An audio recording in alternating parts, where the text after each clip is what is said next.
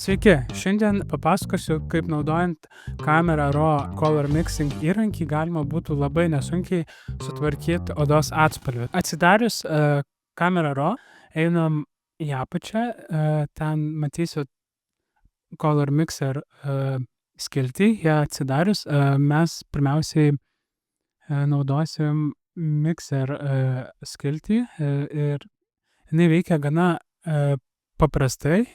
Mums reikia tiesiog aktyvuoti, paspausti ant šito taikinio ikonos. Iškart atsiranda apačioj tokia lentelė. Hue tai yra spalva, saturation spalvos sodrumas ir luminance šviesa. Ir veikia šiaip iš principo labai paprastai.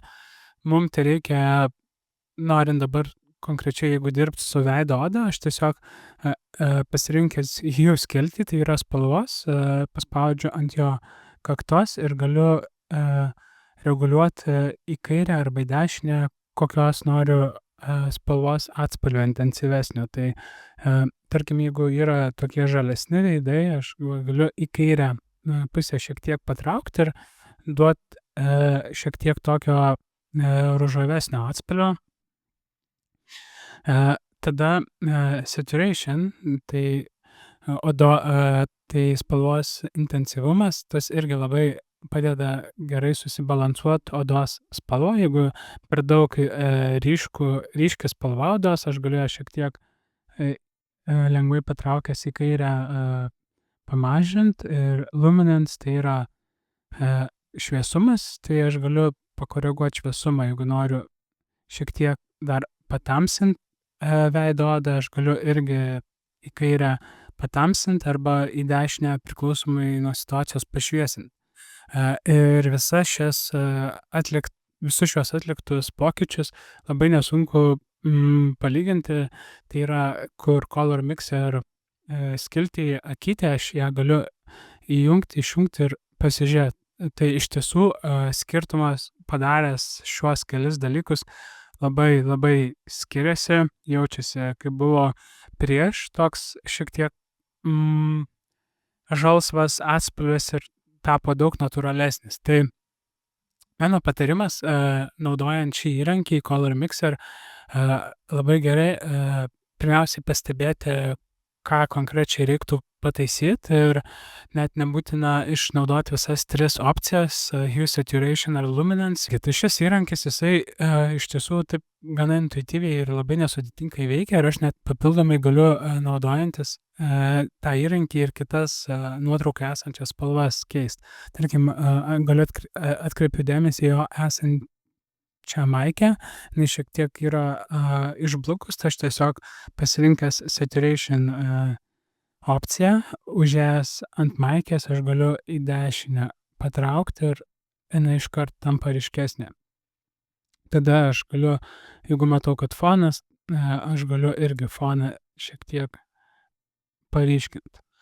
Ir tuos dalykus galiu tikrai visai nesudėtingai taip paspaudęs paryškinti ir ką noriu, tą galiu paredaguoti.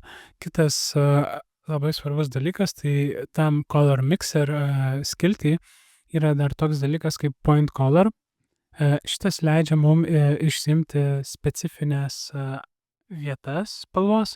Taip, aktyvavus pipetę, aš galiu paspausti ant jo, tarkim, odos esančios šviesios sekcijos, tai yra highlightai. Tada vėl pasirinkęs pipetę paspausti ant tamsesnės vietos, tai bus midtonesai ir tada dar kartą pasiėmęs ant labai tamsios vietos, tai bus šešėliai. Pasidaręs tas kelias sekcijas, aš galiu kiekvieną iš jų atskirai irgi papildomai redaguoti, labai nesudėtingai renkantis tarp trijų opcijų. Tai tarkim, pasirinkęs highlightų sekciją, aš matau tą patį Hue, Saturation ir Luminance, tai tarkim galiu pabandyti tas highlightų vietas šiek tiek prigesinti, tai yra į kairę pusę pastumti labai nedaug, kad nesubirėtų nuotraukos atspalvis. Taip pat galiu pasirinkęs tamsias vietas, šešėlius šiek tiek sukelt į dešinę pastumęs sušviesint, čia galiu šiek tiek daugiau tą padaryt ir irgi galiu atkreipt dėmesį, kaip buvo prieš ir kaip yra po, yra žymiai geresnis rezultatas.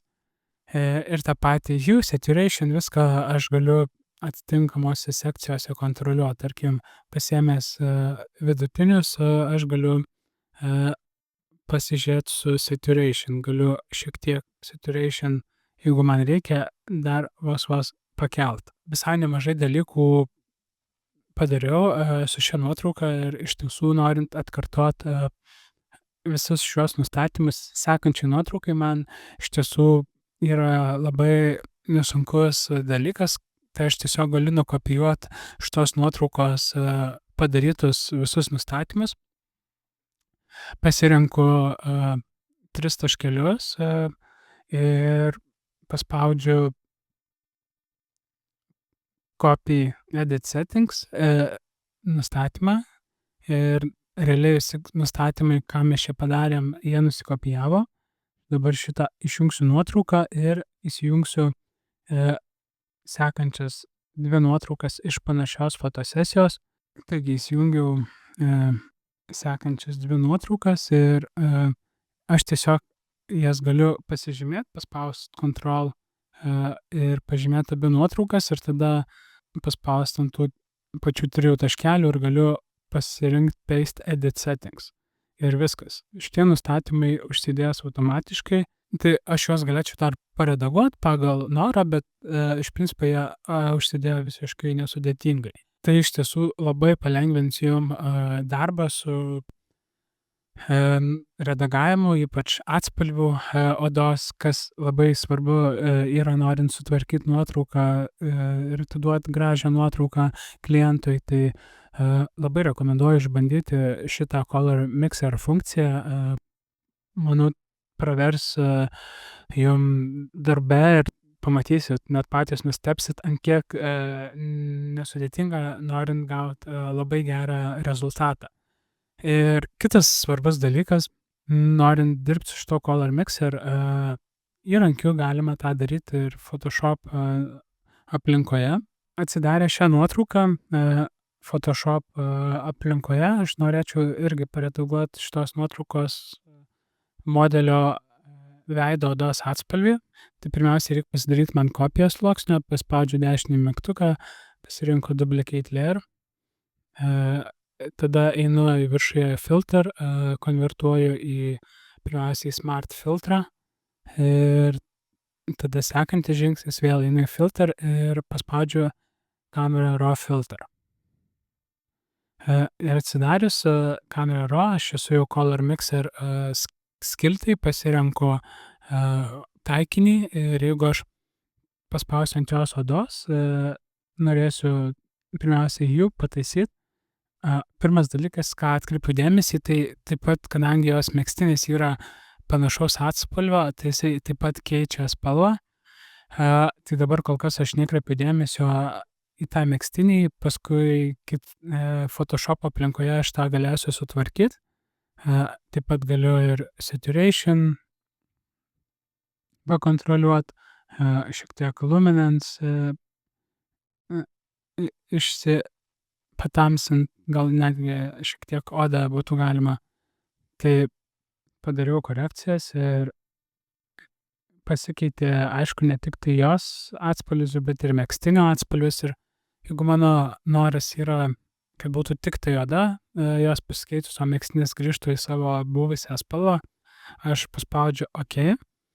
Ir dabar matau Smart filtras kartu esantį su kauke, kurį mes dabar padarėm spalvos keitimo metu, tai aš paspaudžiu ant Smart filtro kaukės sluoksnio ir tada tiesiog kaip įprastai su kauke aš galiu padaryti korekcijas. Tai visų pirma, kadangi tai yra dabar šiuo metu visiškai balta kaukė, viskas yra atidengta, tai aš ją turiu uždengt, turiu paspausti Ctrl-E, tai inversinu kaukę.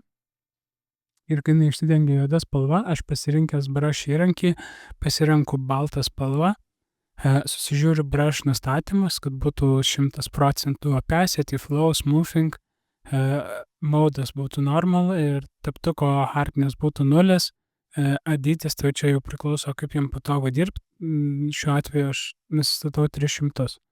Ir va, aš galiu būtent sutvarkyti jos odos spalvą ant jos veido, rankų.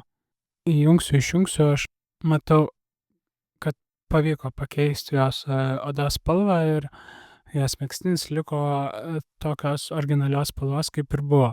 Šį metodą su Photoshopu taip pat galima labai nesunkiai naudot, įsisaugot kamera raw nustatymus ir uždėt ant kitos nuotraukos, jeigu yra panaši fotosesija ir tiesiog paskui jau su kauke šiek tiek reiktų papildomą žingsnį, tai aptvarkyti odos atspalvio zonas ir tą iš tiesų gali daryti su bet kuria nuotrauka ir tai tikrai, manau, palengvins jum darbą, norint gauti geresnį rezultatą.